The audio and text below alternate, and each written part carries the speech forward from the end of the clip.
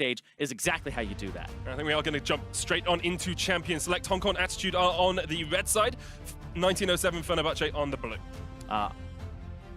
Oh yeah, it's the colors that confusing you, Irene. I know, the colors have been throwing everybody off a little bit. Hong Kong Attitude are on the blue side, 1907 Fenerbahçe on the red. It's a Talia and a Cho'Gath banned by HKA, and Fenerbahçe have removed the Callista and the Jarvan. Yeah, I'm expecting some more things to jump up here. Sejuani's been a very popular jungler, Elise as well. And then Xayah, probably a first pick, is what I would assume coming out after these types of bans coming through. A lot of AD carry focus early on for both these teams and throughout the rest of the play-ins. You predicted it incredibly well. It is the Xayah lock-in. Does give Fenerbahçe the opportunity to pick up Rakan and Tristana if they want it. Yeah, I actually like both of those champions you said. Unless you feel like there's some type of thing like a Maokai that's very favorable for you, but the Gragas, the jungle, some type of champion that you could pick up there. I'm trying to rack my brain right now because there's been so many junglers played in this tournament. But if you're looking for engage, if you're looking to be the proactive team, these are already two great picks to pick up. Get the Rakan and Gragas and force Hong Kong Attitude onto some of those second-tier junglers. We have seen a lot of Rek'Sai in the last game. Broxah brought that out to great effect as well. And it looks like that might be where HKA are going. This clash of junglers is going to be incredibly interesting, especially since Crash has got a jungler that doesn't put too much early pressure on. Yeah, but I'm kind of saying that the champion doesn't always dictate how the player's going to play it. Crash, regardless of what champion he's on, is going to be aggressive most of the time. This guy made his career that way. His debut had some incredible jungle routes. I remember people calling him the faker of jungle when he first debuted. Some of that became whispers afterwards, but he has still maintained that form in the LSPL, picking up multiple MVP awards, which is like player of the game style awards, where he is the most impactful player on his team in victories. And his synergy with Frozen as well is going to be incredibly interesting to watch early on. We do see the Janna lock in for HKA, a support that's been on the edge of the meta throughout this tournament, and it's the Tristana as expected for Fenerbahçe. Yeah, I'm surprised that the Janna came through, but it's an incredibly powerful pick, and we'll be seeing more of this champion. The Ardent Sensor pickup for her, the fact that she makes it very hard to engage, and you need multiple forms of engage to really reach people. Getting to unified Xayah is going to be a task. It's going to be a very hard task, because you don't just have to get his ultimate out, you have to watch for the Janna peel on top of that. So what are you looking for if you're Fenerbahçe? What are you saying that you need in these next couple of picks? Because your mid lane and your top laner are the champions that you're looking for, but how specifically do you get onto that Xayah and actually lock her down? So for Fenerbahçe, Frozen, I want to see him on something a little bit proactive. I want to see him on something that can dictate the pace of the game. And I feel like you might save that for last pick, and you can pick things like Gnar to try and go for lane dominance and split up a team fighting composition. But we'll see what Thaldrn goes for, because he's been on tank duty most of the time.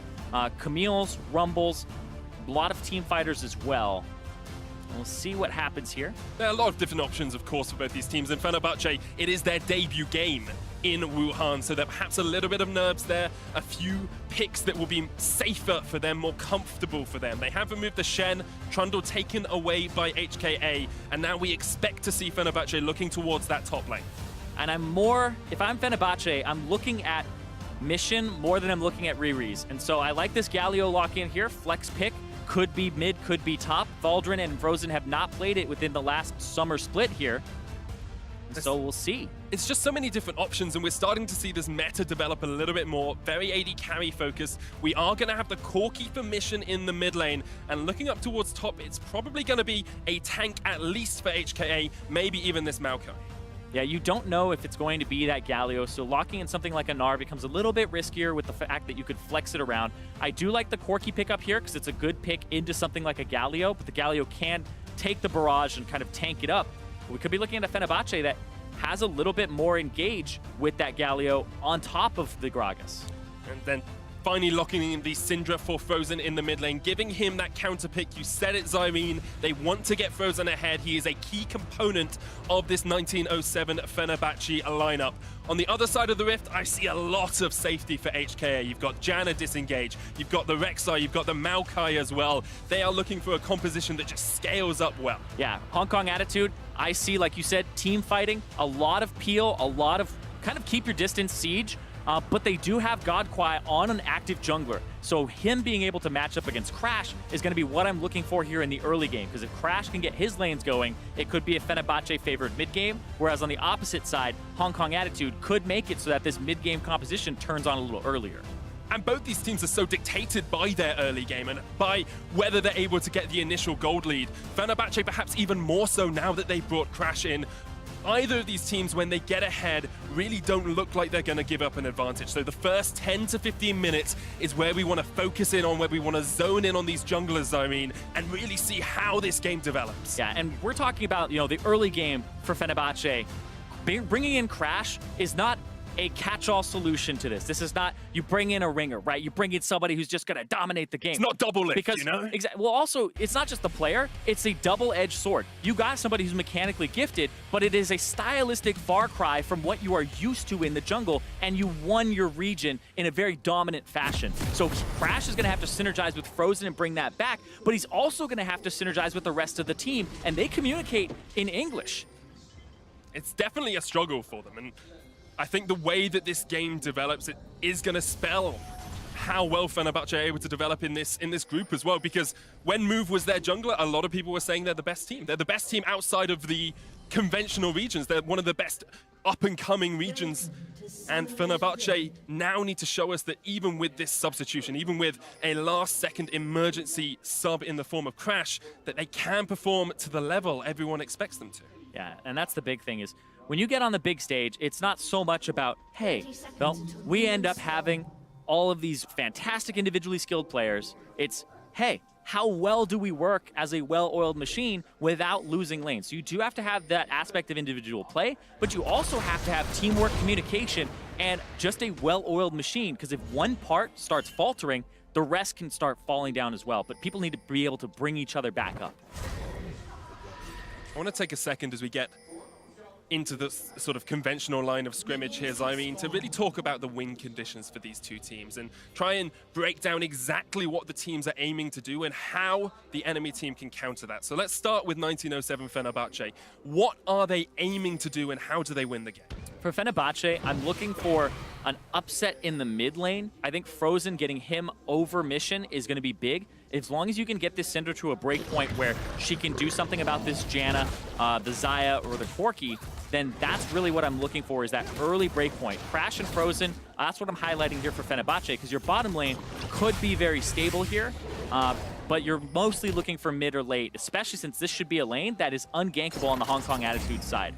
Super hard to gank a Corki who's got Valkyrie, Flash, and Cleanse as well to get away. We do see some early aggression from Japone and Padden in the bottom lane. Haven't talked too much about these two. More rookies on Fenerbahçe's side. Not that much professional experience. Japone, a very new support as well. So they are more a bot lane that just needs to stay even and allow the rest of the team to play. What they're doing right now is being aggressive, trying to hit that level 2 and be in the face of Hong Kong Attitude, because United had a fantastic first game and looked like somebody who could be a big carry for Hong Kong Attitude in the future here. Well, Hong Kong Attitude in general had an incredibly good first game, only losing out on that perfect game because Unified dived the fountain at the end. I think he got blasted in by Tristana. He did get Buster shotted back, but sometimes you just need to hit the Nexus. Sometimes you do, especially when you're on the world stage and every win counts. We saw that over the last two groups. Direwolves losing out, of course, because they weren't able to secure that extra win.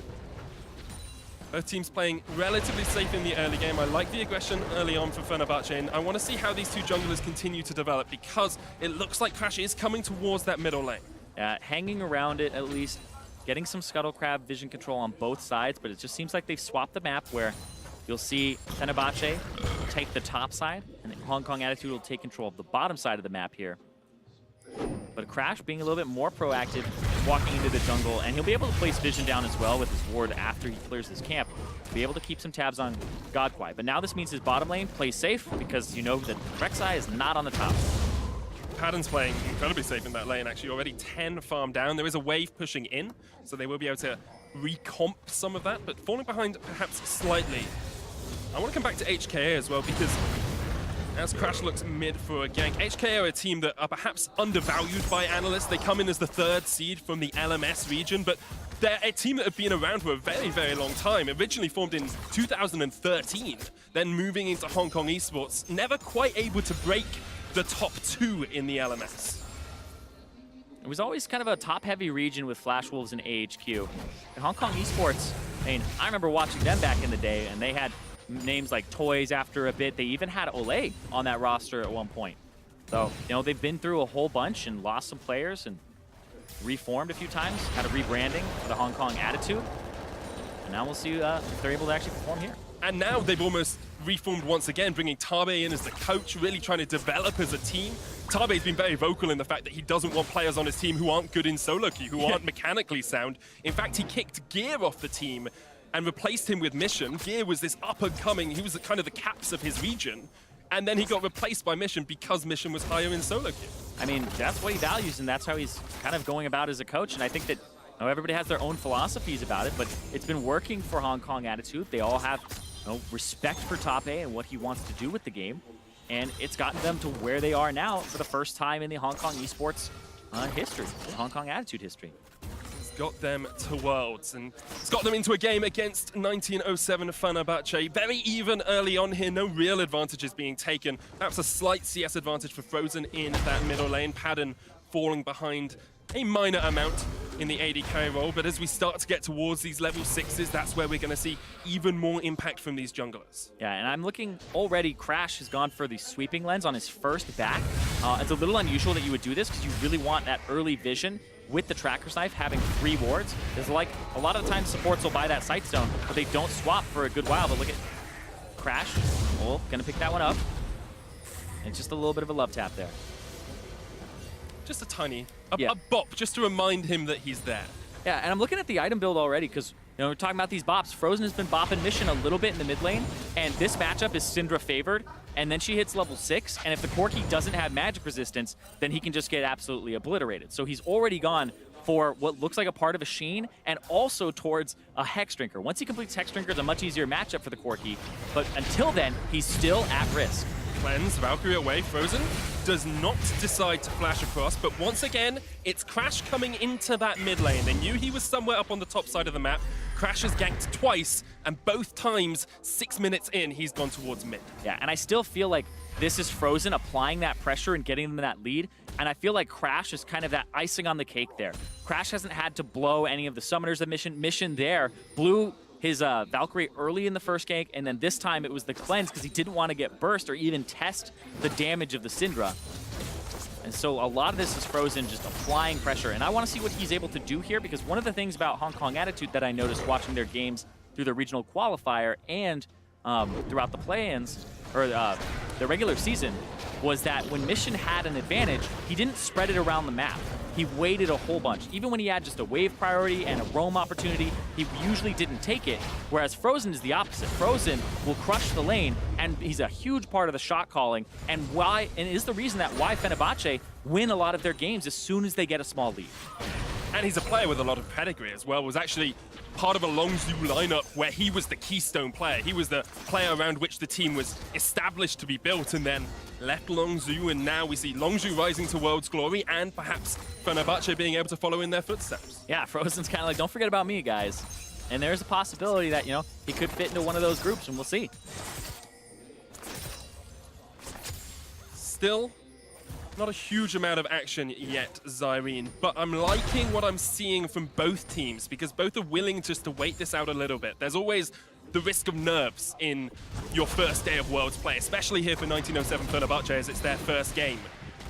There's always the risk that you go a little bit too aggressive, especially with a jungler who's known for those aggressive moves. Godquai as well, on the other side, is incredibly strong when he can get a lead in the jungle. But both teams respecting their opponents, understanding that this is the probable battle for the first spot in Group D. Yeah, because Rampage didn't look so hot in their game against Hong Kong Attitude. Fenerbahçe is kind of stepping up, trying to say that, hey, this isn't a free group for HKA, and trying to contest them there. And what I'm seeing so far is just really high prioritization from Fenerbahçe on getting wards down, and they've been doing a good job of that. I believe their warding is a little bit better than Hong Kong Attitude's for the last few minutes here, but I'm also kind of turning my head at Godquai because he's on that aggressive jungler of the Rek'Sai, but he's gone Cinderhulk here, which is the first time we've seen this in this tournament where Contracts was going Warrior. We saw Broxa in the last game with Fnatic going Warrior as well, and so Godquai has opted for more of a tanky route, despite being on a team that is going to have a Maokai, the peel of the Janna. He's just feeling like he needs to be another tank for these double AD carries, that they're going to be doing most of the work. And just to help them out, Kaiwing is going towards that Ardent Sensor. It's an item that's ubiquitous with League of Legends at the moment. Gives you such a strong spike. Didn't see either AD carry going for that Relic Shield to try and buff it up ever so slightly quicker, but eventually the support will be okay. Frozen gets the knockback onto Mission, but it's just going to be a love tap, as you would say. So, I mean, Mission goes back in with the Gatling gun. Godquai's around the corner. Here comes Japone. The quickness is popped, and Mission uses the package to get to safety. That was a super early quickness. I'm not sure what he was aiming for there. It just looked like he was just trying to be able to flash W if he was still in range, but Mission with the package to get all the way across. And he has his cleanse back up, so he's in good shape again. We really haven't seen any summoner spells burned in the first 10 minutes of this game. Can only remember Mission having to use the cleanse in mid lane, but even then he's got it back up now, so it doesn't matter. He's going to be safe from those gates for the time being. And I think part of us not seeing early action isn't the teams not wanting to have it, it's the drafts. The compositions themselves don't really lend themselves to too much early aggression, especially when you're playing up against people who can be very safe. However, both these teams are strong in the early games, Irene. They have good statistics in terms of first towers and first dragons. Actually, both of them hitting 62% of the first dragons and first towers in their games. Crash with the knockback, perhaps. Yeah, I actually feel like he wanted to knock him in, and then that would have been a setup for Frozen to combo and ulti him, because Rek'Sai right now, not very tanky with just the Cinderhulk, or just the Bomby Cinder. But it ended up being a disengage. And as long as they don't fight before it's back up, it's okay. It's one of those moments where perhaps there's a little bit of miscommunication. We've talked about Crash maybe having to talk in Korean while the rest of the team communicates in English. Godquai now being a bit more aggressive on this Rek'Sai, going into the enemy jungle, trying to steal away a Gromp, but Crash will nom down on the Toad and the Toadstool alongside it. Yeah, as he takes that down, we see on the top side of the map, Riri's goes in, places one of those tricky control wards in the backside of red that don't get cleared a whole bunch, but we'll see if Crash sees it later. But this will give a lot of information over to HKA, because they spotted the jungler with Godquai. Now they get to take some of it away, and Frozen too aggressive. Good flash away from Frozen, but Godquai's going to follow him up, and here comes Mission. They're looking for the first blood, the heal. Frozen dodging around, unleash power, the phosphorus bomb to the face. And that is a very dead Frozen. And Frozen trying to protect the jungle there, even though Godquai was around, he didn't know about it, and Crash was back in base with Frozen already getting chunked out a bit. So, nope, just trying to be a little too active there, and that's the first move in this game.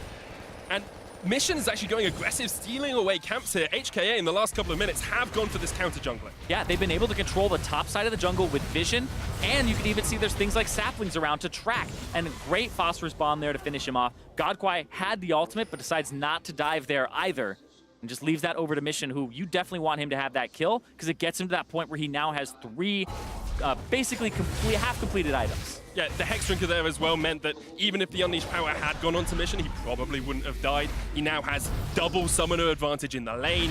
He is looking very pretty to be able to dominate on this Corki, and what we want to see from him is a little bit more of that roaming. He doesn't do it all the time, but now he's the member of his team with the gold advantage. They're about 1,500 gold ahead, and we need to see HKA push that further. And you can see that they're just trying to get the bottom side for Fenerbahçe here. The Hong Kong Attitude with this advantage, giving the blue buff over to Mission now. We'll see what he's able to do. Definitely want to track his roaming like you said. But as he goes for that, is this a bottom lane play here with Japone having all of his summoners and his quickness back up? Looks like they're just calling it off. So these small windows of opportunities. But I feel like mid lane has been, I would say, criminally underwarded by both junglers here, because mid lane is so important in a lot of the regions that are already at Worlds. We're talking about Korea, we're talking about North America and Europe. It's so important to have control of these side brushes, because that's where a lot of those ganks come from. Even just having a pixel brush with a control ward is so important, and right now I feel like both teams have been playing blind when they don't have to. Now that one ward No, that's why. The observers. I'm still saying, like, this is still not enough. I'm seeing that ward, yes, but it's still not enough to cover that completely.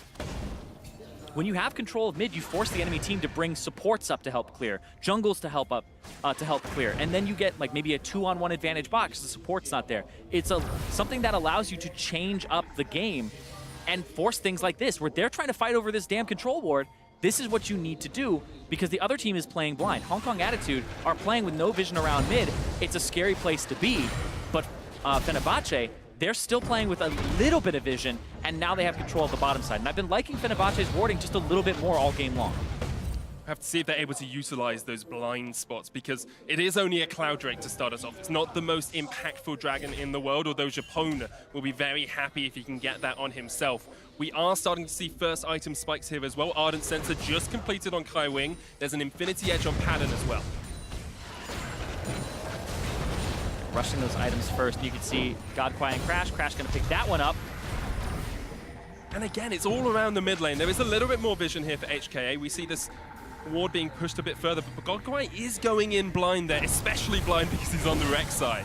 They will be able to clear out the control ward. Don't quite get it. They have the bottom rolling up. Here comes Japon. Godquai is low, but Mission's trying to turn it back in his favor. Again, the quickness is so early from Japon, and I don't want to highlight this weakness too much, but Japon and Pattern have often been seen as the weaker members of Fenerbahçe, and I think we saw it a little bit there. Yeah.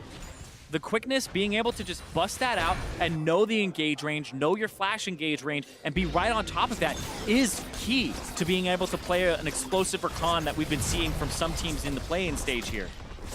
And like I said, you roam up to mid, you give these advantages to the bottom side, and you can see Hong Kong Attitude taking advantage of that. They might get this first turret right here. Godquai tanks it. Crash is going to get knocked up as well. Did use the flash there. Didn't really go too far as Godquai was able to lock him down. But first tower blood for Hong Kong Attitude, and now they are 3,000 gold ahead, Zyrene. 15 minutes in. That is a substantial margin. Yeah, it looked like Crash just flashed in place.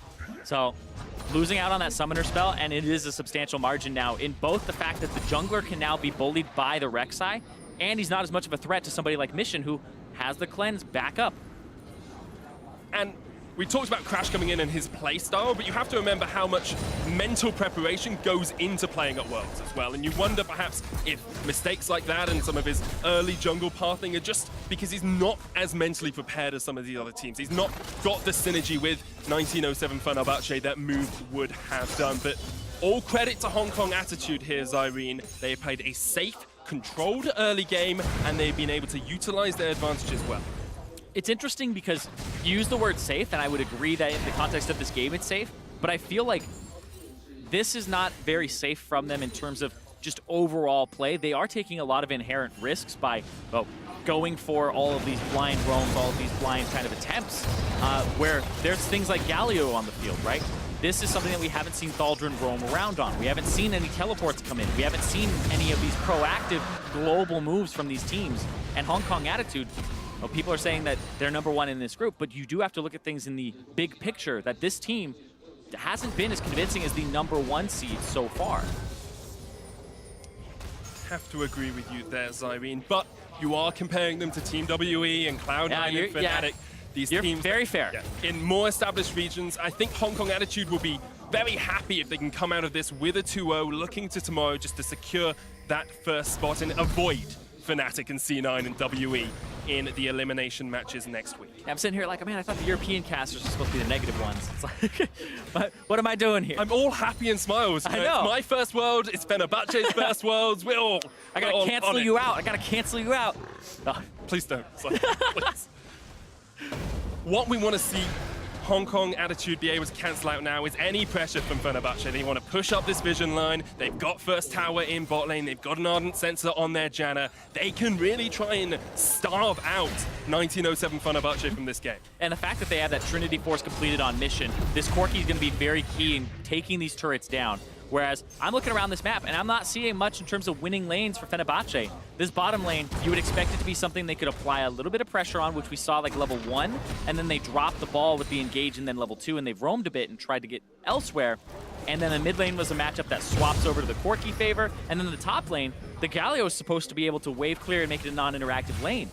That hasn't been what's happening at all. His turret's been taking a boatload of damage from this Maokai over time. It's below half HP already, and it's not what you typically expect here. Especially from your veteran player as well. Thordrin is the captain, the shot caller, the main player on this team who has been in international competitions before, who has been on a big stage before, and he's the guy that you now look to and you say, okay, Thordrin, you're on Galio, you're on a champion that can make some plays, let's do some work. It's a map swap here. So it's actually a Rift Herald first before top turret, and then it's a bottom turret rush here from Fenerbahçe. They have 2 minions left. They got to be able to engage and kill this at the same time. There is the charm onto Riris, gonna get the knock-up as well. Root onto Padden as he's caught out. Crash there as well. Riris going low. The explosive shot, the knockback, and this should be a dead tree. Rift Herald falls up towards the top side. Padden jumps in once again, but again the engage. Crash gets the kill, 1-1. FB to HKA. Meanwhile, in the top lane, this Rift Herald is gonna come in and get the second tower of the game for Hong Kong Attitude. And now, is it the race? Yes, it is. They're going to use the Tristana bot. They're going to try to actually break that turret on the bottom side faster than a Rift Herald, and 3 people can take top. It's going to happen. Trist is super good at taking towers here. That explosive charge can do a lot of work. Thordrin trying to defend, of course, the top laner for Hong Kong is dead, but Thordrin's going to get engaged on. The Blade Caller comes back. Godquite looking for the knock-up. The knock-back from Kuwing! And Thordrin escapes. Rift Herald's going to hit him, but there are no minions here. That was huge. Thaldrin was able to flash to the other side. They're going to actually be rewarded with an extra turret here. And now what does Frozen do? Is Frozen going to go help? Is Frozen going to go bottom? What is his call?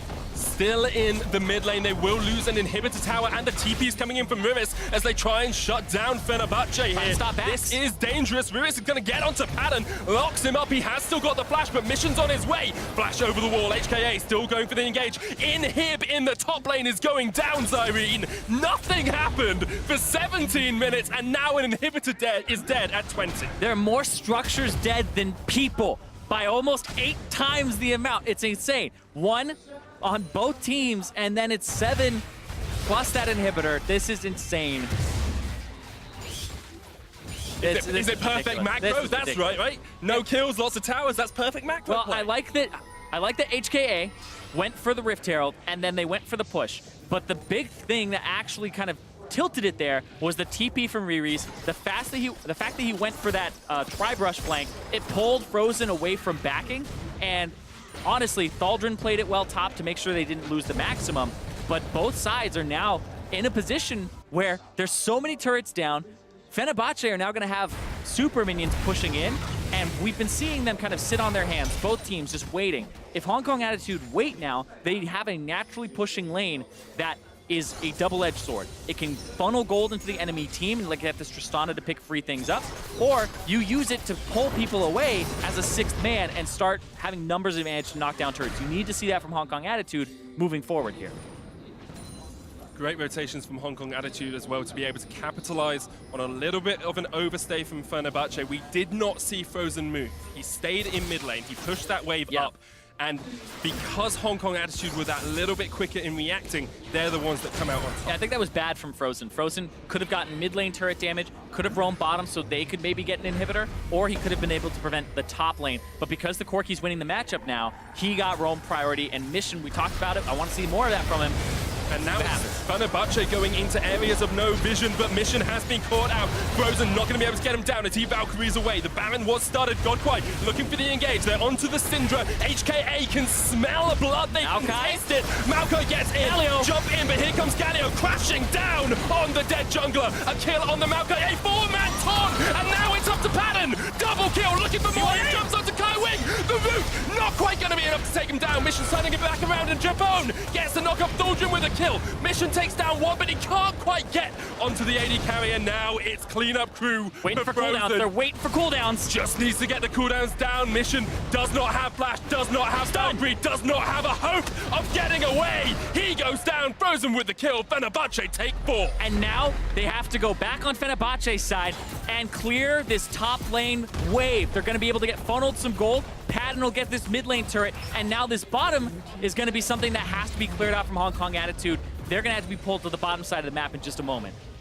Does that just spell Baron for Fenerbahçe? Can they just play on the other side of the map? I feel like they have this gigantic minion wave that's going to keep pushing in the top side, so it's a little bit slower. I don't think they can do the Baron just yet, but they might be able to look at something like, maybe this Ocean Drake, or at least killing some of those control wards by Baron. Cleaning out vision so important. We see Padden actually has great statistics on that Tristana across his split, and great statistics for Tristana across this tournament. Only one loss in the last game just before this one.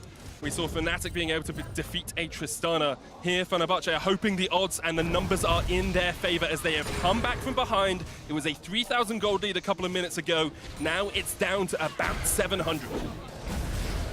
See this once again. Mission is just running interference, and what he's trying to do is use the package and get cooldowns. He wants people to flash at him. He wants them to burn ultis. And then he jumps through, takes a lot of damage from the Baron on the backside, but then the Galio was roaming up the whole time. I was waiting for him to come in, and he gets the ulti.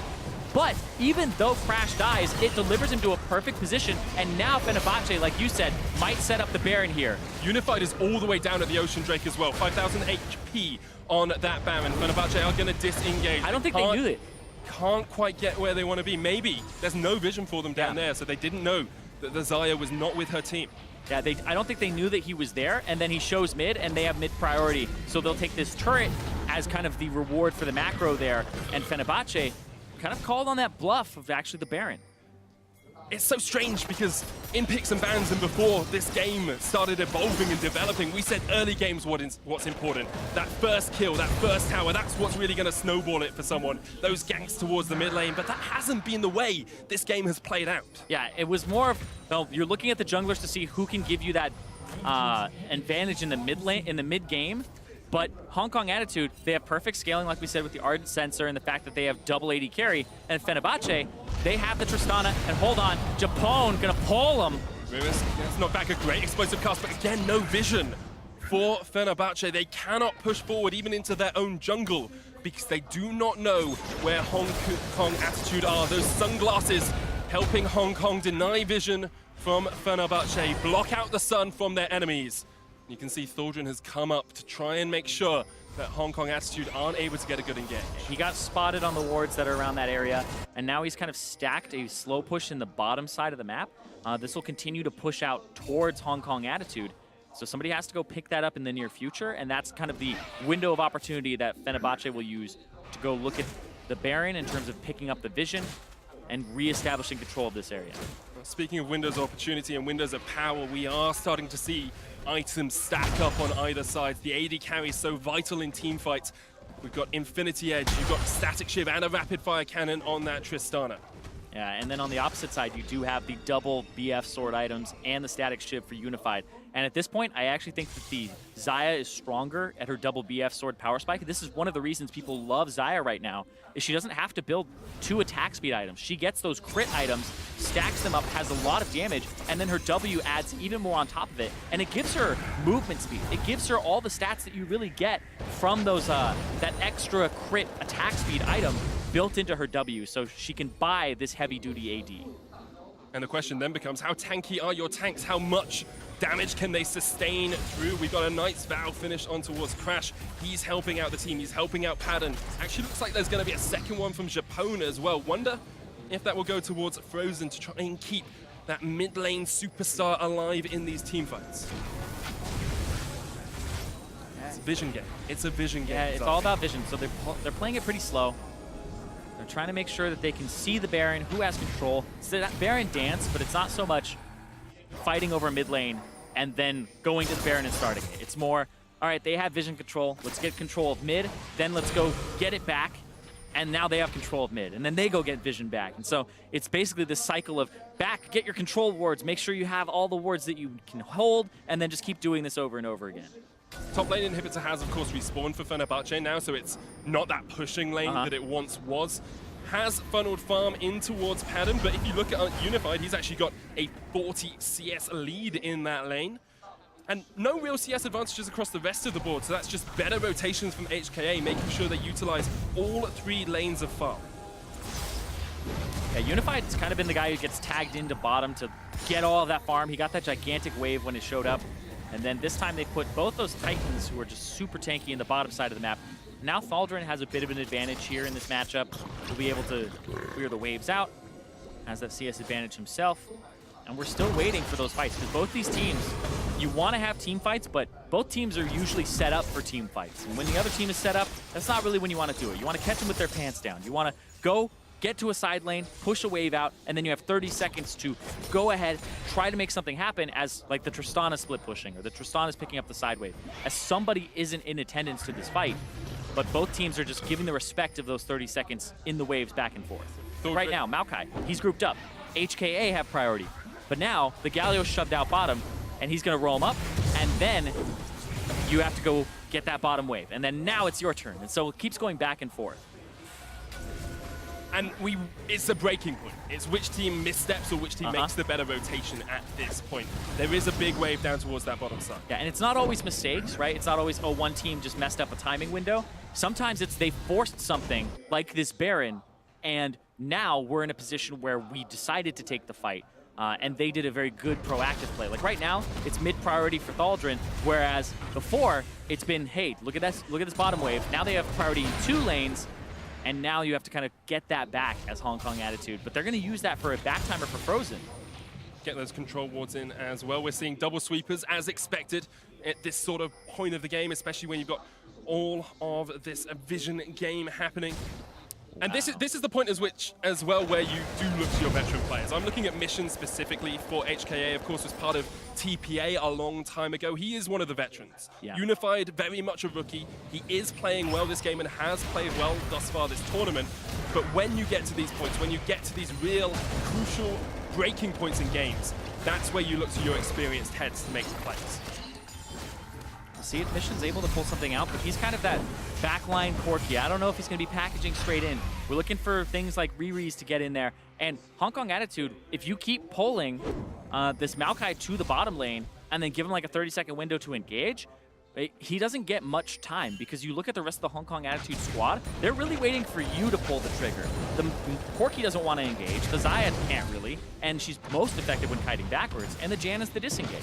So you're really looking for Riri's to get into these fights, but when you start them, you have to watch out for the Thaldrin engage. You have to watch out for all of these things from Fenerbahçe, where I feel like they have more things that are very threatening in their composition, whereas Hong Kong Attitude just don't have enough tools to force things. And you can see Fenerbahçe now have decided that perhaps their priorities don't lie only on the Baron. There's a Mountain Drake coming up in just a couple of seconds, and with the game being delayed and stalled out, having that extra damage to the Baron and to the towers is so vital. Yeah, and they control that area because of the fact that Thaldrin shoved this out and the Corky took it back. So right now, Corky, I'll check it for package. He doesn't have it. So right now, this will be Mountain Drake started up for Fenerbahçe, but is that too many people on it? There's pings going down from Hong Kong Attitude to go towards the Baron, but I don't think they have the timing window.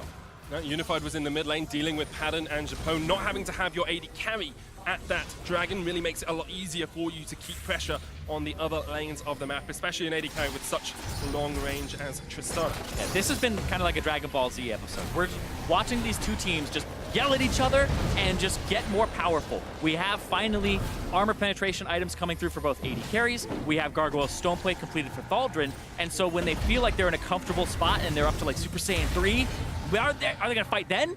Or do they have to go further? It's a pretty intelligent reference there. No? Super Saiyan 4 completed items? We'll see what happens. Definitely a smart one. I haven't actually watched Dragon Ball Z. Really? That's the issue here. You just, so, wow. I don't like saying that because everyone gets really angry at you. Just saying. Just super saying that for you guys. Well, perhaps the power levels will be over 9,000 when these two teams do decide to fight. Still only that 2,000 gold differential between them. And you can see how much this game means to both of these two teams. Fighting for top place of Group D. Fighting to avoid Fnatic, to avoid C9, to avoid Team WE. Yeah, and this is almost like what we had seen WE and Lion look like a little bit. Except for all the fighting, it's more of that #1 seed being pushed and tested by a team that people consider a lower seed, or is realistically a lower seed coming into the play-ins, which makes you really excited not just for this game, but for what's going to happen the next time they play each other. What's it going to look like when Fenerbahçe is going up against Rampage, that Hong Kong Attitude absolutely obliterated an almost perfect game? Because this is not Fenerbahçe in any stretch of the imagination being in a losing position versus Hong Kong Attitude here. These teams are pretty much even from just the structures and the fact that Fenerbahçe have this Mountain Drake. It's just the macro and both teams giving each other a lot of respect. I would say right now at this point, either team wins this team fight based on the approach. And that's what I love about the current meta. And that's what I love about Worlds at the moment, because it's so teamfight focused. And there's so many opportunities for one player to stand out and just make that great mechanical outplay that wins you the game. And they're looking for a fight soon.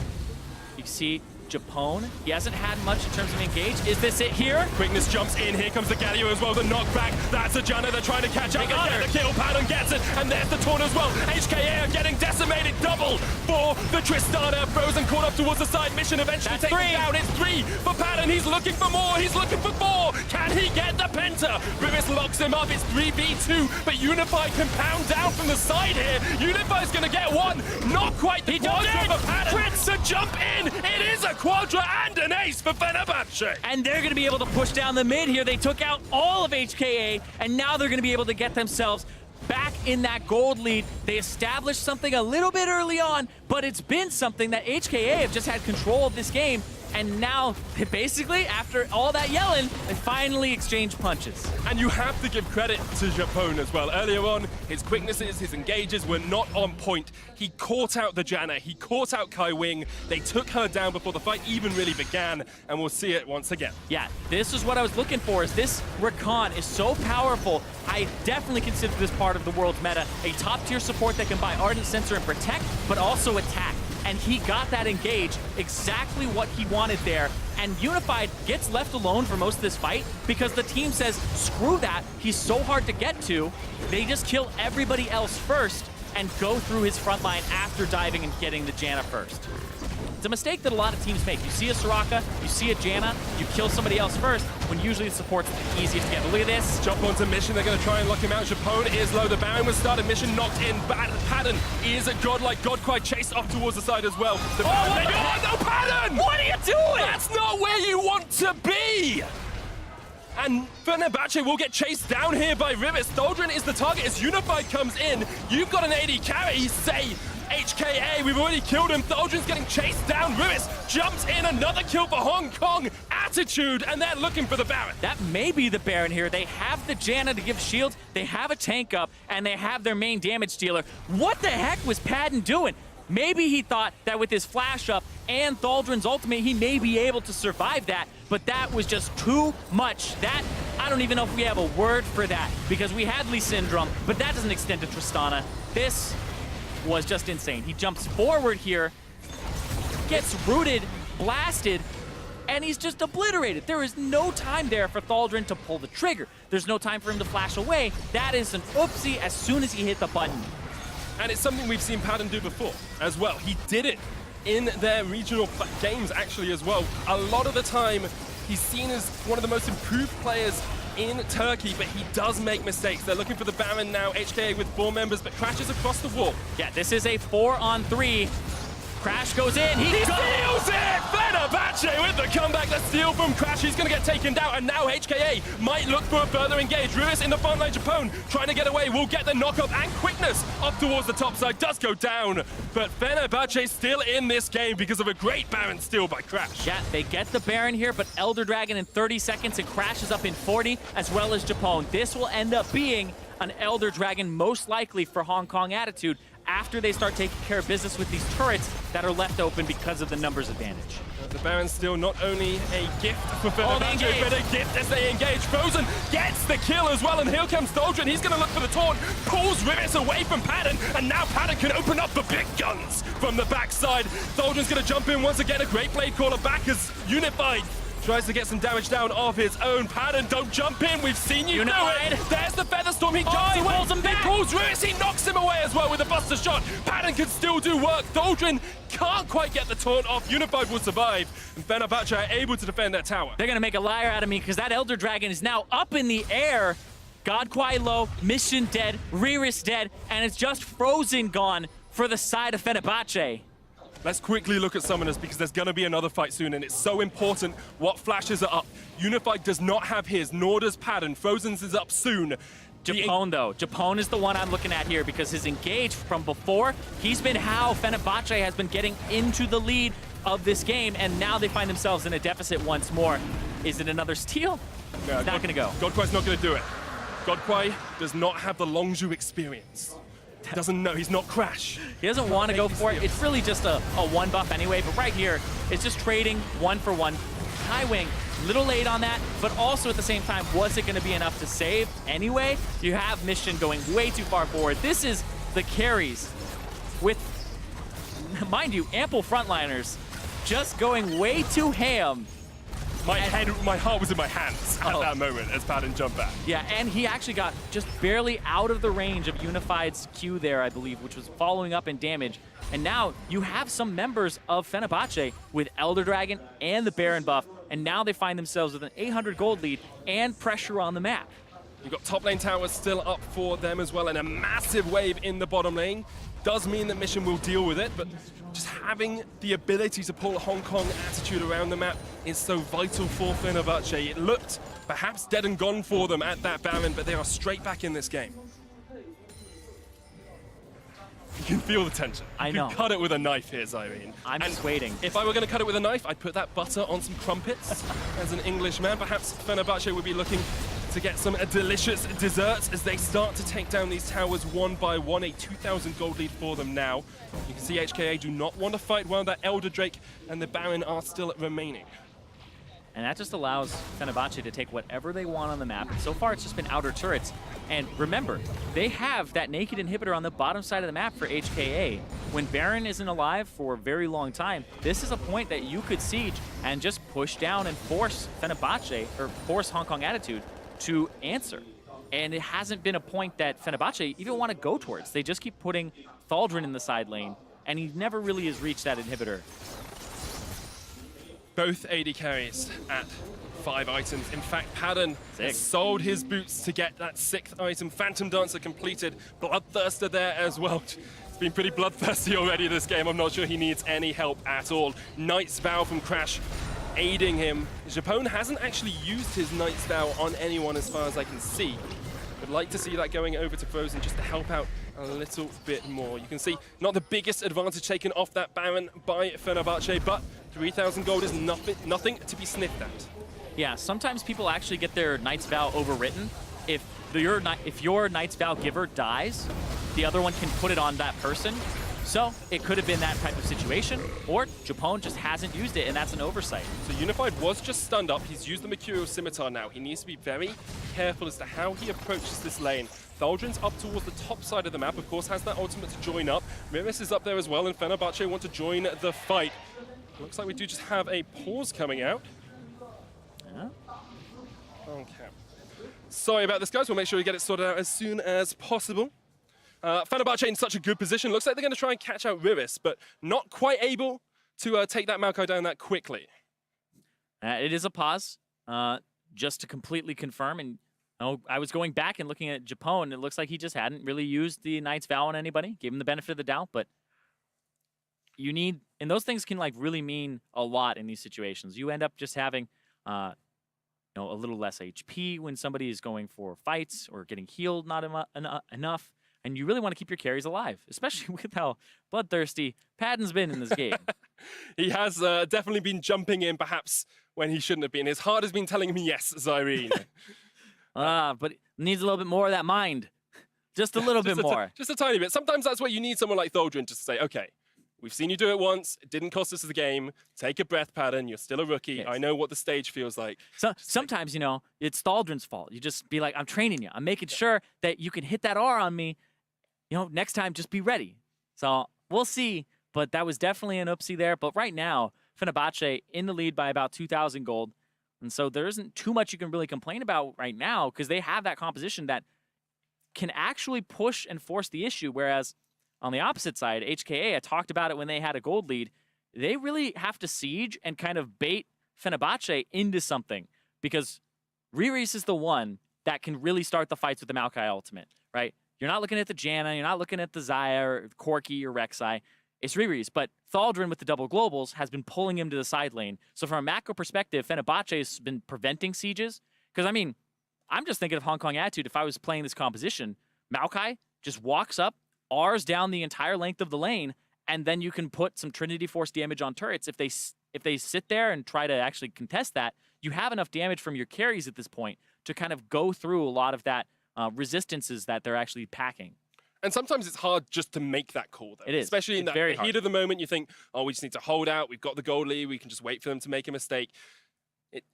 very much relies on a captain to take the stand and say, this is what we need to do, this is exactly how we have to play it. And perhaps Hong Kong Attitude coming in, representing the 3rd seed from the LMS, just don't quite have that level of experience, don't quite have those level heads that you need when you get into a compositional mismatch, as this one is. Fenerbahçe, on the other hand, have been able to come back from behind. A lot of credit to Crash for that Baron steal, yes, and for them to be able to actually fight around it as well. Padden, after that one mistake, has positioned very well in fights. It's funny because Padden is 9-1-4, and everybody's just going to remember that time he jumped in.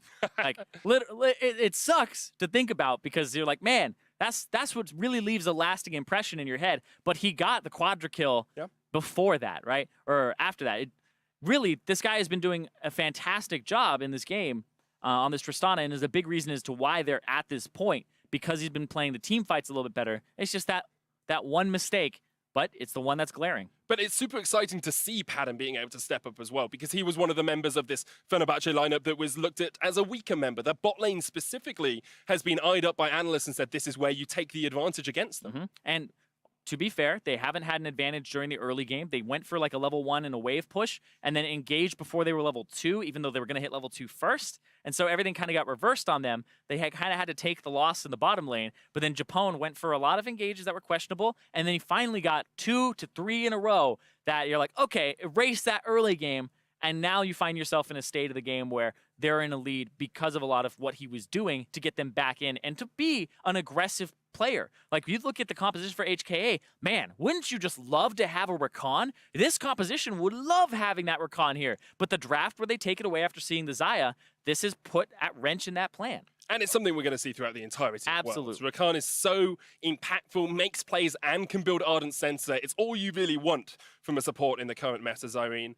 I want to just think about what Rampage are thinking at the moment as well, because they play Fenerbahçe in our final game of today. They really struggled against HKA. Do you think they'll see opportunities against Fenerbahçe that they might be able to crack into, to break into? It's a possibility. Like, there's so much you can draw from these games, but at the same time, there's so little, because it always comes down to draft and the habits of the players. Like, what does Crash look like when he's not on Gragas? What does he look like when he's on a more aggressive jungler, right? So there's all these things that you have to consider. Right now, what you can really look at, though, is how Fenerbahçe understand what they need to do as a team composition against the other team. It's not just, oh, we need to do this to win. It's, hey, pull the Maokai away with the Galio. Hey, we don't want to give them engage tools. They ended up making sure that they couldn't get things like the Shen and the Kassadin. So the Shen would have been able, or the Kassadin would have been able to 1-3-1 and answer something like the Galio, right? So their pick and ban was actually pretty clever from Fenerbahçe to make sure that they could execute their strategy with the Galio that they got in the second round.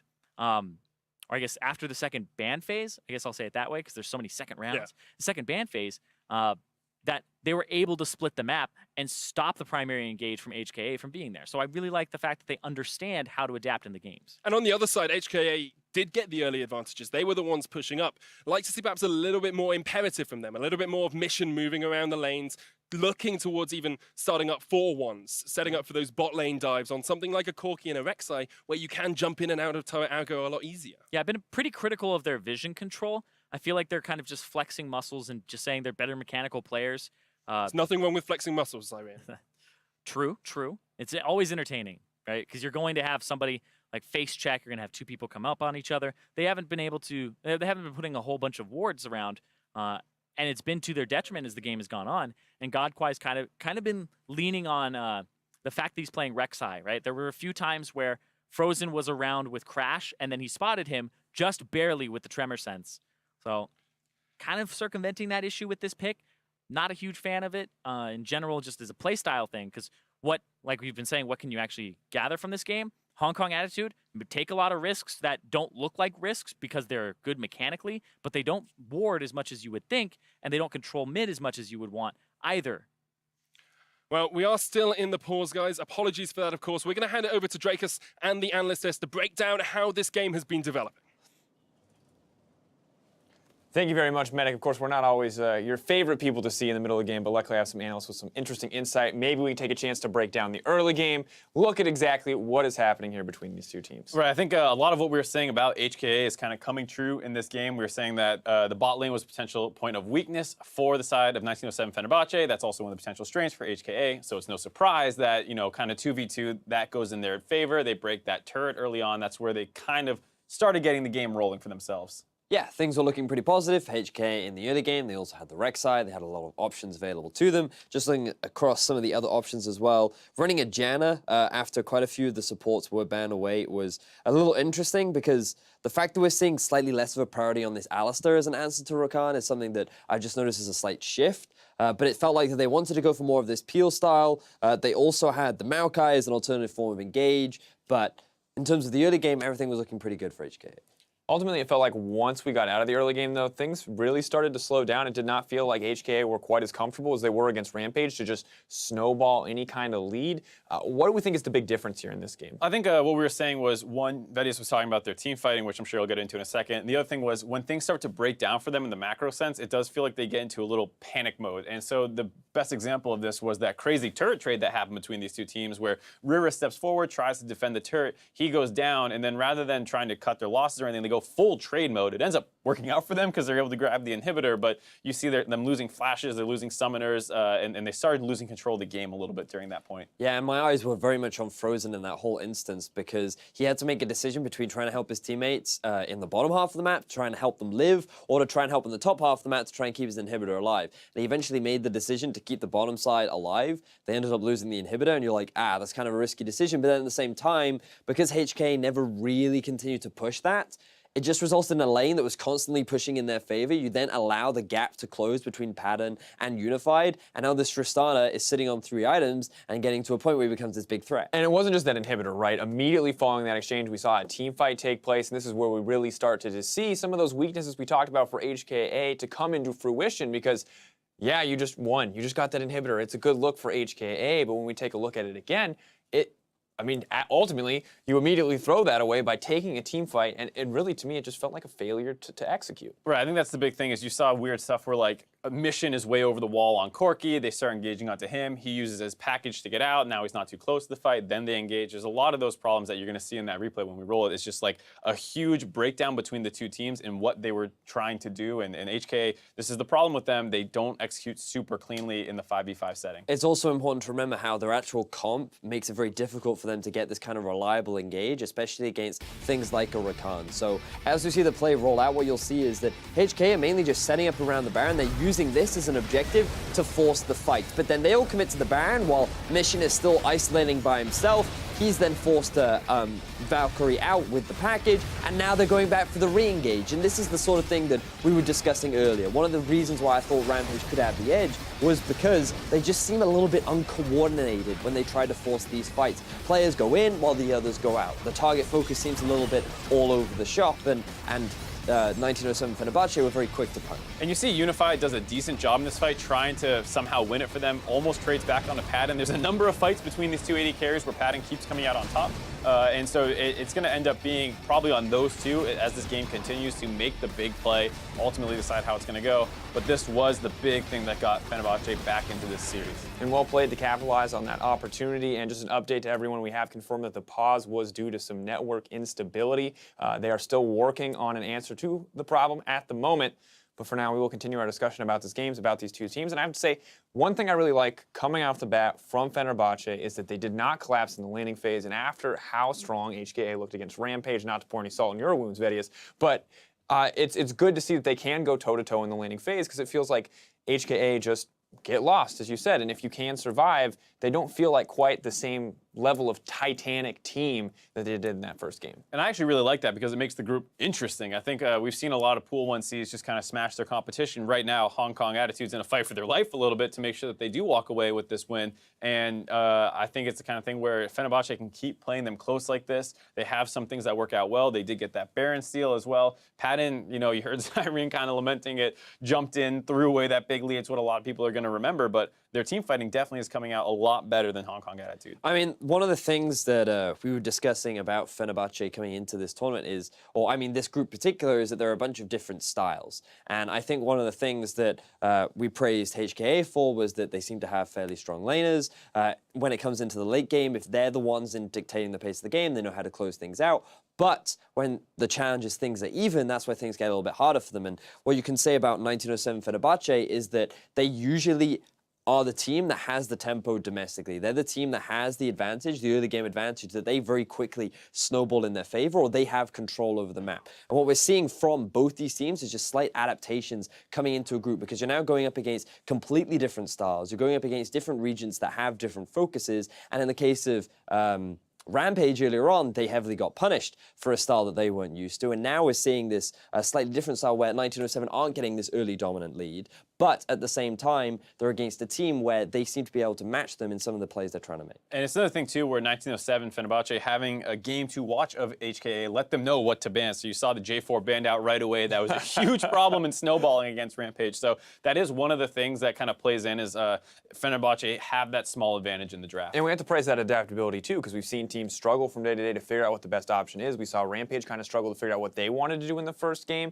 but seeing Fenerbahçe take the information from that game, use it into their next game. And the other person we have to praise is Crash. He's coming into this team. There's a communication barrier here. There's a lot of struggles. But when you have those single moments where Tristana leaps in a little bit too aggressively, he was there to back the team up. He was there to steal that Baron away. And ultimately, he is keeping them in the game right now. So regardless of anything else, he has been a positive factor, at least in the context of this game. And I was curious as to how he would perform coming into this game, because expectations were, from what I've heard, is that he's all about the early game. He's all about snowballing. He's trying to get these lanes ahead. He drafts himself to Gragas. You still have the ability to do that, but he doesn't try and force anything too hard. He seems to be going back to the style that Move was known for within 1907 Fenerbahçe, and I think that right now he's synergizing pretty well with the team, which is great considering that I imagine they don't have a huge amount of practice with him, and you're playing at Worlds for the first time. I think that's a huge point, just because he is not the problem, which is the big scary thing coming in with a new player. It's more that in the early game, Japone was missing a lot of those engages. He was really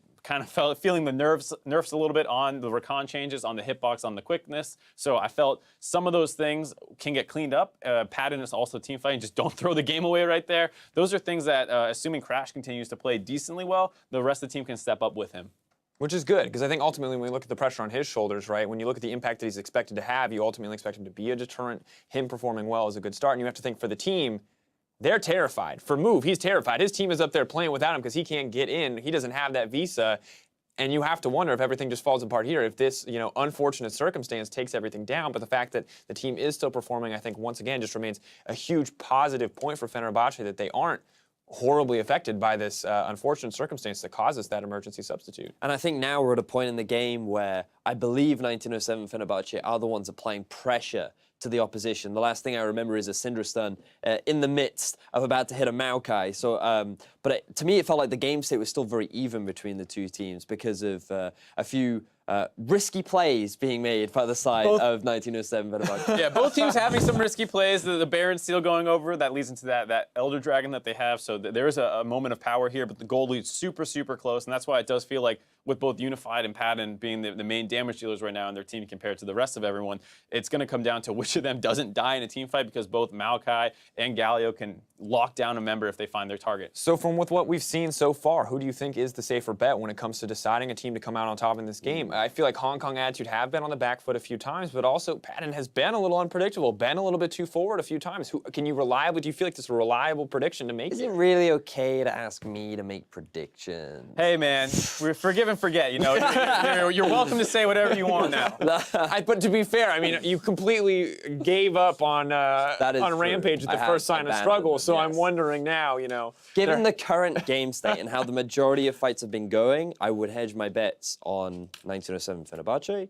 However, I wouldn't count Unified out, because what I have been seeing from their fights is he has been stepping up. His positioning has been good, his target focus has been good, and he's been doing the best that he can. He just needs the proper support of his team around him in order to truly succeed. I think that's the big thing is 1907 Fenerbahçe, the rest of the team started elevating their play and allowing Patton to really carry. So as long as they can keep finding targets like they've been doing, and then Patton snowballs through these fights very well, I think it probably is on them to win this game. HK are going to need to find a different approach because what they've done recently is not working. The Janna's getting blown up at the start of fights. Mission feels like he's trying to trade 1-for-1 with the Syndra when it's like, you're going to out DPS that champion if you just stay backline, pelt with rockets, and try and melt down this very tanky Galio. A number of times, he just dies way too early in these fights. So HK still have a very reasonable chance to come back into this game, but Fenerbahçe are looking better. And if Fenerbahçe get the win here, now you've already got 2 teams tied in Group D. If Rampage somehow gets some miraculous win later on against Fenerbahçe, then you have this really tight-knit group. And it just comes back to what we were saying earlier on the day, where Group D, it is very difficult to predict who ends up on top. So I think that already this group is turning into quite an exciting one.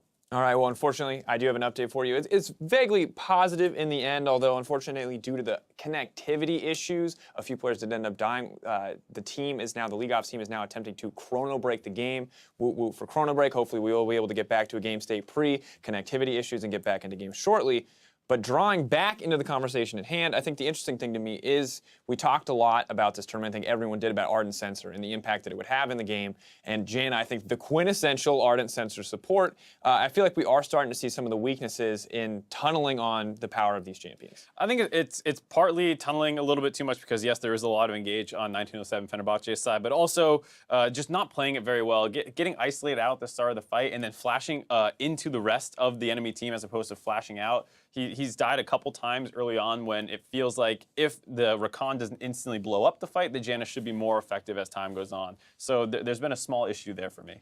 Personally, I think that Rakan is also just one of those champions that can do both things. Which is exactly. Like super hard engage, not necessarily act as a front line, but he can soak up a lot of damage, and because of his mobility, he then just gets out. And he can build Ardent Sensor because it's really easy for him to shield up not just one target, but multiple, but because of how his E works. So I think that just as a champion right now, he's really, really good. But at the same time, Janna is also slightly harder to play in terms of positioning being the crucial thing. And I just really want to come back to, like, HK have a really tough time actually being able to engage fights because Rek'Sai and Maokai, like, you think of them, yes, they can engage, but when you compare that to someone like a Rakan, like a Gragas, with a follow-up of a Galio, that engage compares nothing to what 1907 Fenerbahçe can do when these fights actually start. And I will say, I think it was very smart of them to take that Rakan away. The Xayah first pick is something that's gone on, and teams have not separated the pair a couple times. And you see how disastrous it is, giving that little bit of extra power to the Xayah Rakan combination. So I like that Fenerbahçe split those two up, gives them an engaged tool, and I'm sure HK would have taken that if they had the opportunity. And I think it's interesting, too, because we've seen so many different levels of Rakan. We've seen a lot of Rakan bans, but when he does slip through, I feel like we have such a varied level of performance. Do we feel like with the nerfs to his kit, it's ultimately just a lot more down to the individual player to make this character work? Or is he still really that powerhouse where he can be a very early priority pick? Well, so they took away a little bit of the ease of access to that power, but the power is still there. It's not like the combination of R flash W is gone or anything like that. So you can always hit that if you're accurate. They just made it a little bit harder. So if you're talking about good Rakan players, they're basically unfazed by some of these nerfs. I mean, it's not negligible. It does raise the barrier of execution, but if you're confident in it, you can execute it. I mean, it's important to remember that the nerf itself was like onto the W because it now scales more with the base. I mean, the base value is increased and it scales less with the amount of movement speed that you have. And the combo was you use your ulti, you get bonus movement speed, you then use your W, and it's like a really instant engage. But now, because that's been nerfed, the flash engage is the more reliable way to actually start fights, and that hasn't changed at all. If you have a taunt and then you flash, you are going to get hit and you are going to get chain CC'd. So. And it's still effective, but I'm just wondering when we look at Hong Kong attitude, they have not lost the game yet by any means, but it does feel like the Janna has put them in a little bit of a tough spot. Yes, it did ultimately win them the lane. It did give them very many advantages early on, but if they're going up against a team where they know, hey, we might not be able to snowball as hard, when we look at draft coming into the next game, whatever the result, do you think this is something that they maybe need to reevaluate in terms of having more aggressive engage options? I mean, I would challenge that a little bit because when I look at this draft from HKA, again, something we've been saying a few times is like the engage, but I'm very much looking at, I don't think the way they play the comp is poor. It's just like their decisions on what to do next, because they had a pretty good early game and they never really knew what they should do with it. Like, you don't need engage to be able to siege onto towers. Like, playing around vision is fine. That often we saw them go up to Baron and they just start it. And they're like, oh, we'd use Baron to start a fight. Where in actual terms, like that's way better for 1907 Fenerbahce because as you're disengaging from the Baron, they can then find a really easy way to engage upon you with their comp. So they needed to find better ways of either finding picks or sieging onto towers or just better utilizing that early game lead they built themselves. Right, I would put a little less on the Janna pick as well. That's something that they have played before in the past. It was more that Gogkwai had better engage options. He's someone who would pull the trigger quite a bit. And on Rek'Sai, you don't quite have that ease. I mean, yes, you can go for a flash on burrow play. That's great, but it's hardly ever a team fight winning play. It's usually like, oh, we found a pick off at the right time. So I think while I understand, given how the bans played out, that he didn't really have something else he might have wanted, Fenerbahce took away the Gragas early on, but it is something where if you're looking for more engage options, it doesn't have to come from support for me. Yeah, all right, well, we're going to see how the rest of this game unfolds before we go any further for either of these teams. Chrono Break was successful, so we're going to send it back over to the casters to get us into game shortly. Thank you very much, Dracos. Now, Zyrene, Fenerbahce are 2,000 gold ahead. They're sieging mid lane, they're sieging top lane. We're going to get straight back on into the game as soon as possible. What's next? What's going to happen next in this game? Yeah, so I'm always going to be watching the Gragas with Crash, and I'm going to be watching the Rakan with Japone, like they were saying, the engage options for Fenerbahce superior to what they have on the side of Hong Kong Attitude. Hong Kong Attitude, like Vedius was saying though, had options of sieging. Those are long gone right now, and now Fenerbahce are in the driver's seat. So that's what we're watching for is the next team fight or two team fights that'll come out here. Looks like Baron has just expired as well on Fenerbahce, so they don't have that advantage. No Elder Drake for them left as well. Somebody should be going bottom. There's this gigantic wave. There is no inhibitor turret. I'm just saying, this bottom lane has been open for a very long time. We're talking minute 20. Got to take it. You got to take towers. You got to break those towers when you can. But now, without the Baron buff, it does look like Japone's trying to get some vision down towards that bottom side. It opens up the map a little bit more. This is what we've seen Fenerbahce actually do better in the second half of the game, is vision control. Yeah, so Fenerbahce, get your blue buff on Syndra, push this wave bottom, don't let them clear it out, keep Thaldr on top side, and Baron is up in a minute 30 seconds. I feel like they should siege this, and you can get that bottom inhibitor, and then you have the best inhibitor to have down when you're doing Baron. What are you backing for, Pat? I don't know what he's backing for. He's full item. There's nothing to back for. I guess you can get some wards on that Eye of the Oasis. Japone Yeah. duoing, and he needs someone to hold his hand. He's going to go red buff. As he goes back. Yeah, Going to go towards red buff. Baron is up in a minute here. This is where we really see these teams come into their own. Basically, the next fight wins the game, especially if Fenerbahce get it. If Fenerbahce get it, you push bot, you take the inhibitor, you take the game. If Hong Kong Attitude are able to win the next fight, they push top, they take the inhibitor, they win the game. We are in the final moments, the final minutes probably, of this matchup. And this is where it gets incredibly tense. It's just everything that's led up to these moments. It's all about what you do with them. What advantages you have, pretty much negated now. People are sitting at those 6-item spikes. Wave manipulation, prep, and how you play the fight is what matters here. And you've got 4 games to prove yourselves here in Plains. Or maybe 5 if you get Not a lot. Not a lot at all. This is 25% of your wins if you take the victory. Crash, caught out slightly, take some damage. He'll be able to back away. Can get some regen up, of course, with that happy hour passive. Gives him some of his health back, clears out the way. Bot lane pushed up by Thaldr. Now Fenerbahce have pushing lanes in the top, in the bot. Baron up in only 12 seconds here, Zyrene. They could try and just get in from the backside, jump across that wall. Tristana has such great range as well. Takes the Baron incredibly quickly. But still, Hong Kong Attitude are not giving this game up. They want their second win. They want to be undefeated in Group D. They want to avoid Fnatic and Cloud9 and Team WE. I keep saying Fnatic, they haven't actually secured first spot yet, so I shouldn't curse them that much. Typical EU. I've cursed Fnatic before in the EU LCS, okay? I shouldn't do it this time. But HKA are still fighting for their lives in this game. Everyone is completed build. Even the supports are completed. In fact, Kawing's so completed, he hasn't even got control ward slots.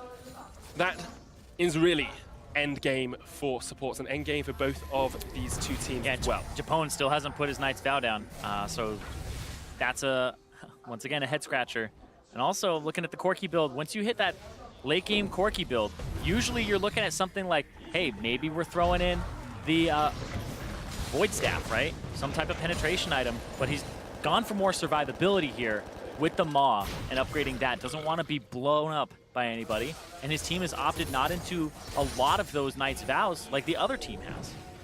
Instead going for the Gargoyle Stone Plates, the Adaptive Helms, the Randuins, the Thorn Mails. So many tanks on either side, and having that extra penetration, having the ability to shred through those tanks wins you these late game fights. Still, the Galio and Maokai sit down in the bottom side of the map. No real vision for Hong Kong Attitude. There's one ward in the pit. Mission is able to clear out the control ward and get himself away. And once again, we see it's about that vision game, Zyrene. Both these teams so patient, so subtle in their movements, so willing to wait out the enemy and make sure that they have the perfect setup before they look for these team fights. Yeah, literally nobody is clearing minions because they need gold on the side of Fenerbahçe. You're clearing minions because you want to be able to do something with that pressure. And look at that, Godquai, Charm, got away. but is able to get away. Input buffering, helping Godquai there. Yeah, nothing stops the Rek'Sai tunnel once it's put in. Even stuns and the charm, it's knockups and displacements that will stop you. He's able to get away. That is an explosive cast used and a quickness, and Japone has been so instrumental in these fights. It has been the quickness that has set Fenerbahçe up for success. The knockback onto Godquai. Once again, HKA just eking out any vision they can get in this river, and now as a four-man squad, they will advance and claim the river for their own. Fenerbahçe, they've missed opportunities to go for that bottom side. They can't do it now because Baron is up. And now it's really on, hey, can Thaldrun ever push in? And look at that, but I feel like now it's just positioning for the fight. But who's going to get impatient? That's kind of the question that I'm thinking here, because we've seen Padden jump forward. We've seen, Japone look for engages and try to force it when, we're looking at him being 2 levels down over the other support. He doesn't have his rank 3 ultimate just yet. Still needs a little bit more experience. Is he going to get impatient and jump in? That's kind of the nail-biter here for the Fenerbahçe fans, is what's going to happen. And which members are going to define the fight for both teams as well. We've seen Padden get that quadra kill earlier on. We've seen Unified actually play some great Zyra positioning. Godquai tunnels in, gets knocked back, but Fenerbahçe, without Crash, who's up on the top side of the river, have to just secede some of this ground. They have to just give in a little bit to Hong Kong Attitude. Is there a way that one of these teams can force the enemy to miss position, or is it all about trying to find the perfect engage? The knockback on Godquai once again, but he's going to escape and regen. He's got an Ocean Drake to help him out with that. Well, the way that you would force somebody to miss position is by abusing globals and trying to push them out, but I don't think Thaldrun can really push over Iris. And then at the same time, it would really just be Crash with his ultimate. I feel like that's the big one to force people in different positions and try to start a fight. Now you can see Thaldrun moving up. They're going to start this Baron. This is a commit because they may get Maokai TP here because he's pushing down the bottom side. So, okay. It felt like they could have waited another second on that Baron. Yeah. It felt like they could have just taken a little bit more time. They did have Thaldrun coming up through the river as well. Yeah, you can lure them in, and you have Japone for that hard engage, for that heavy fight starter.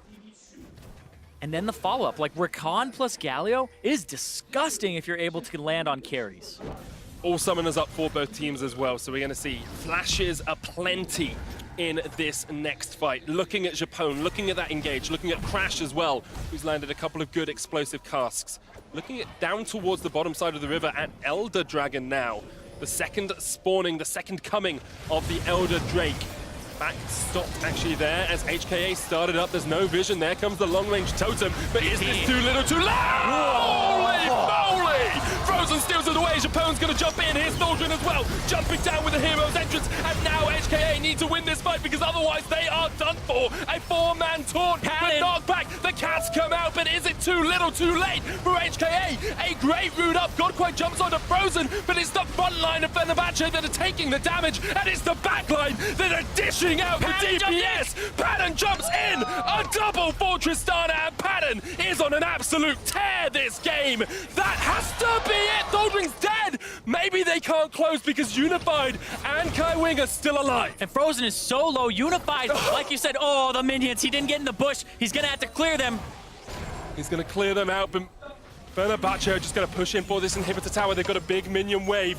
Unified will be back in time to try and save his Nexus towers. Can he do it? Crash has Flash and he has Cask. He could engage if he wanted. Unified has nothing to stop it. We're looking for the flash. Cask from Crash. He jumps in. That's a dead Zaya as Frozen takes him out. Fenerbahçe going to close out this game. It's a 50-minute classic, but Fenerbahçe stamp their mark on Group D. Fenerbahçe get the first upset of the tournament, taking down and giving the Pool 1 seed their very first loss. And what a way to do it, Zyrene. Held on to hope for so long that game. Able to finally secure it with some great engages. 2 Baron steals as well, one from a Syndra. That is a way to take your debut game in Wuhan for Worlds 2017. Yeah, and having even a chrono break in the middle, you have to stay focused. Don't drop anything. Stay alert. That's exactly what they did. It didn't matter that they had an emergency sub. They were able to play as a team, get an advantage over the #1 seed of Hong Kong Esports, and take them down. It's a battle for first seed now, and Hong Kong Esports, Hong Kong Attitude will be happy that they beat Rampage early on in such dominant fashion, because they'll think, we can do that again, we're at least going to secure second. But Fenerbahçe are looking very, very strong, and it's a team that you will not want to face further on in the tournament. Yeah, Fenerbahçe, well, that was a game where early on, it didn't look like it was going their way.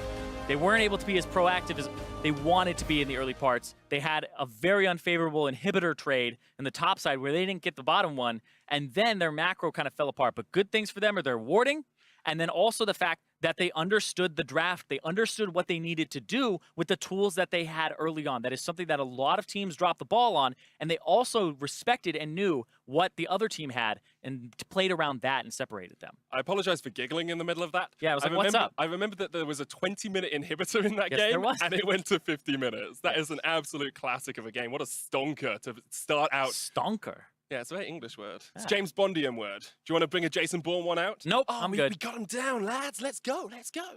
Is that your American? I can't do accents. I can't do them at all. What I can Well, you do have a great one. is cast good. Thank you.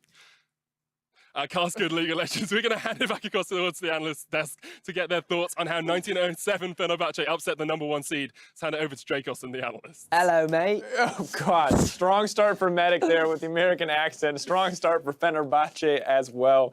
1907 Fenerbahçe coming in there, and I think that a very close game once again, but in the late game, it felt like Fenerbahçe was just on point. And we've had our first upset, first Pool 1 seed to lose a game. So this is pretty exciting for me, I think. I am really looking forward to see how the rest of this group shakes out after that. Yeah, Rampage now. Just need that upward swing. You already jumped off that You can't ship. jump back Hey, on the I didn't train. say I jumped on the swing. I'm just saying it would be All right, great you're to at see the that. You swing. know? God, man, you are wrong. Can we get on with All the right. replays? Luckily for us, Acer Predator has brought us this next replay, so we don't have to listen to Vedius anymore. We can talk a little bit more about the amazing Baron steals that have come in So this game. this is another one of those instances where HKA don't have the proper setup. They go for a 50-50 Baron against a jungler that was already stolen your 1 Baron away from you before, and it's just a massive punishment from the side of 1907 Fenerbahçe. No smite there for the Rex side. Very disappointing to see. And then HK are almost able to win this fight. They kite out pretty well, but Baldrin does a good job landing that double taunt. It forces the two to split up. They can't keep kiting back. They finish off Gogpie as well, and then they finally get onto the Corki there, and Pat, and once again having another one of these good team fights, riding the line a lot of the time, but comes out ahead. It's also another one of those examples where we were looking at Unified, and it's like, oh, he's so close to winning this team fight for his team, but unfortunately the team just kind of falls apart around him, and he's not strong enough. He doesn't have the ability to beat 1v5. Yeah, and you can just look at the damage there between the 280 carries. It's a tail of the game. It's what we were Exactly. hyping up, and it's just that on the end of it,